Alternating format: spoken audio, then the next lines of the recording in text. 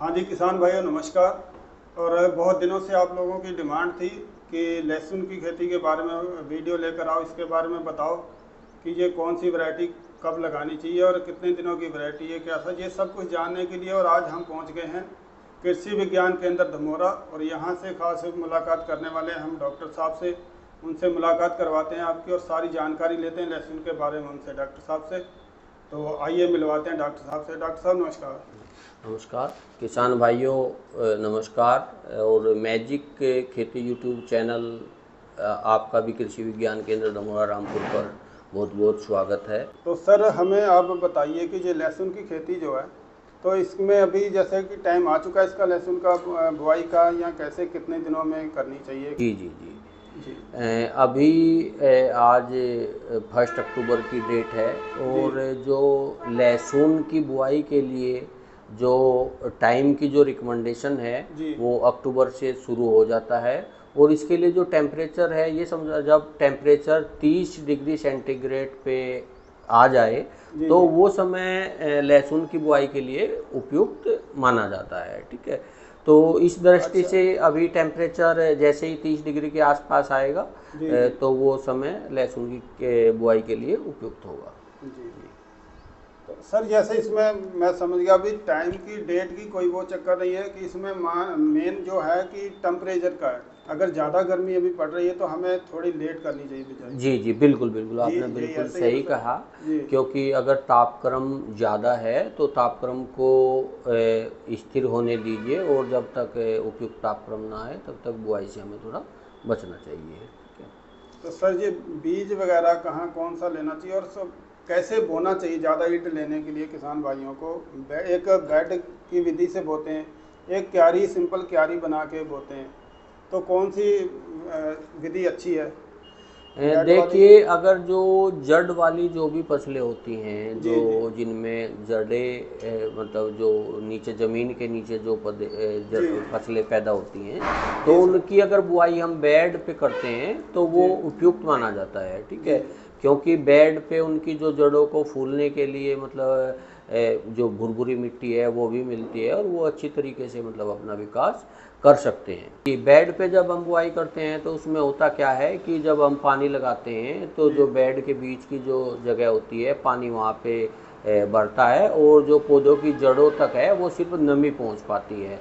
ठीक है, कई बार पानी पहुँचने से क्या होता है कि फसल को ख़राब करने का काम भी ज़्यादा पानी कर देता है, तो उससे भी बच सकते हैं और जड़ों का विकास भी अच्छा होता है बेड तो पे। सर ये जो वैरायटी हैं ये कितने दिनों में लगभग ये तैयार जी हो जाती हैं? जी, अगर अभी मैं बात करूं तो कृषि विज्ञान केंद्र पर हमने पिछले साल यहाँ पे 6 वैरायटियों का हमने ट्रायल लगाया था। जी और जी ये 6 वैरायटियाँ हम NHRDF करनाल से हम लोग लेके आए।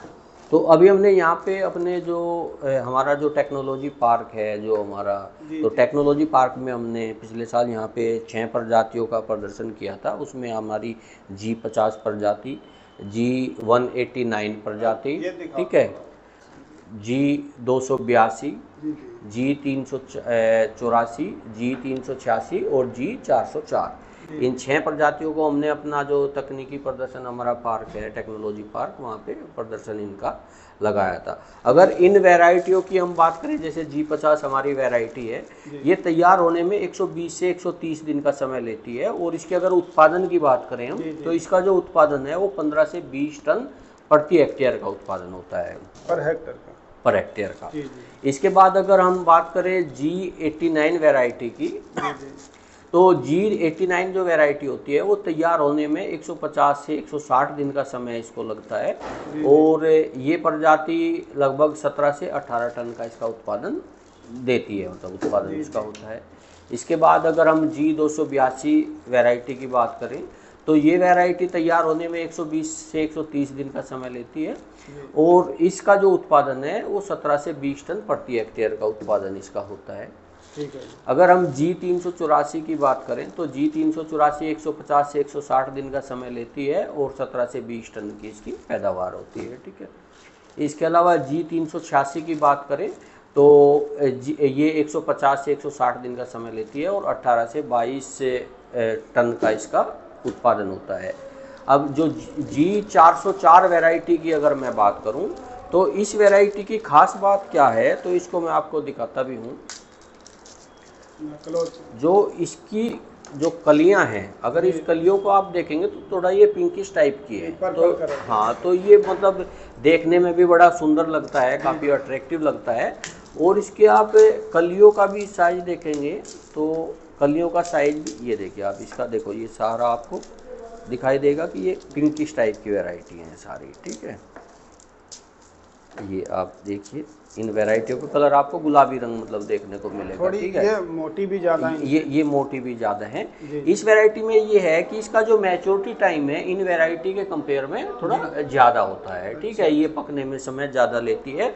और इसको ज़्यादातर हम क्या करते हैं कि इसको मतलब ग्रीन स्टेज में ही इसकी हम हार्वेस्टिंग करते हैं। और अगर आपने ये वैरायटी लगाई है तो मैच्योरिटी के टाइम पे इसमें पानी लगाने से मतलब किसान को बचना चाहिए, क्योंकि अगर मैच्योरिटी के टाइम पे इसमें पानी लगता है तो उससे क्या होता है कि इसकी कलियां खिल जाती हैं थोड़ा, ठीक है। अच्छा, तो खुल जाता है, ये खुल जाता है।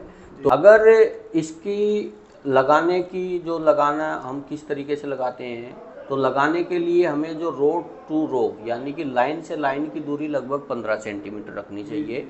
और पौधे से पौधे की दूरी यानी कि क्लोव, जिसको क्लोव बोलते हैं हम, कली भी बोल देते हैं, ठीक है।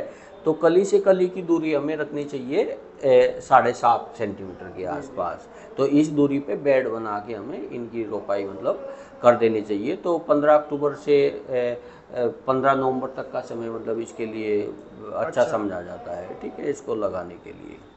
जी। तो और सर पानी जैसे अभी बताया कि कैसे कितने दिनों में देना चाहिए, जैसे ठंड पाला बहुत पड़ता है कई बार तो नमी लगती है खेत के अंदर देखने में, देखिए पानी का उस सिचुएशन में कैसे लगाना चाहिए पानी या नहीं जब पाला बहुत पड़ता है? जी जी, देखिए आपने जो हमारे बड़े बुजुर्ग हैं उनसे भी हम लोग सुनते आए हैं, और इसका एक टेक्निकल फैक्ट भी है कि जब हमें ये अंदेशा हो कि आज पाला गिरेगा तो उस टाइम पे पहले से क्या होता है कि वो पानी लगाया जाता है। और पानी लगाने से क्या होता है कि पानी टेम्परेचर को मेंटेन करने का काम करता है। तो पाले के इम्पैक्ट को, जो पाले का असर होता है उसको वो कम कर देता है एक तरीके से। तो ऐसी दशा में हमें पानी लगा देना चाहिए। अगर इसमें हम बात करें कि किसान को क्या क्या मतलब पोषक तत्वों की बात करें कि किसके कौन कौन से पोषक तत्व देने चाहिए, जी बहुत अच्छी बात कही आपने जी। तो लहसुन में हमें नाइट्रोजन, फास्फोरस, पोटास की बात करें तो 100 kilogram nitrogen, 50 kilogram phosphorus, 50 kilogram potash की इसकी रिकमेंडेड डोज है पर हेक्टेयर का। इसके अलावा अगर हम सल्फर 30 से, क्योंकि ये मतलब इसमें आप लहसुन जो होता है, लहसुन में सल्फर कंटेंट भी मतलब पाया जाता है, तो इसमें सल्फर की भी इसकी रिक्वायरमेंट होती है। 30 से 50 किलोग्राम पर हेक्टेयर इसमें सल्फर के भी हमें देना चाहिए।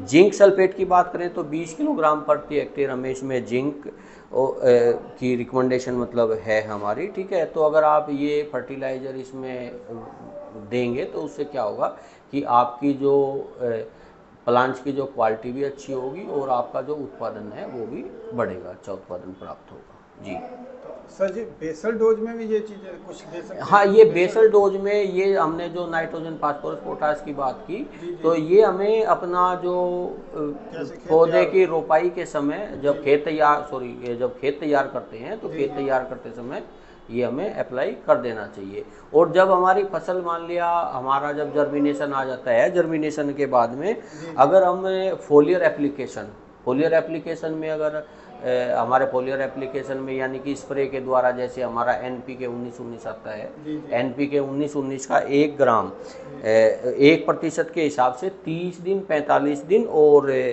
60 दिन हमने जब प्लांटिंग किया है उसके बाद में 30, 45 और 60 दिन यानी कि 15-15 दिन के अंतराल पे हमें इसका स्प्रे करना चाहिए अच्छे उत्पादन लेने के लिए।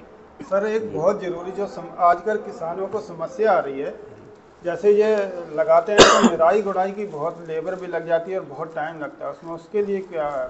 देखिए निराई गुड़ाई के लिए हम इसमें जो हमारे खरपतवार नाशी आते हैं प्रीमर्जेंस, ठीक है, वीडिसाइड, तो उसमें पेंडामेथलिन का आप रोपाई के बाद में प्रयोग कर सकते हैं। रोपाई करने से रोपाई करने के बाद में, रोपाई के तुरंत बाद रोपाई के तुरंत बाद इसमें हमारा 2 ml प्रति लीटर के हिसाब से घोल बना के, ठीक है, और स्प्रे कर देना चाहिए। स्प्रे करते समय किसान को ये ध्यान रखना चाहिए कि स्प्रे करते टाइम हमें सीधी दिशा में ना चल के उल्टी दिशा में स्प्रे करना चाहिए। कि हमने मान लिया दीवार के पास से स्प्रे शुरू किया तो बैक साइड में हम चलते रहेंगे और उधर से स्प्रे करते हुए ऐसे पीछे हटेंगे, जिससे हमारे पैरों के निशान जहाँ पे हमने दवाई का स्प्रे किया है ना आए। ये ध्यान रखने की चीज़ है जी। और किसान भाइयों, ये आज की जानकारी कैसी लगी आपको कमेंट बॉक्स में ज़रूर बताना।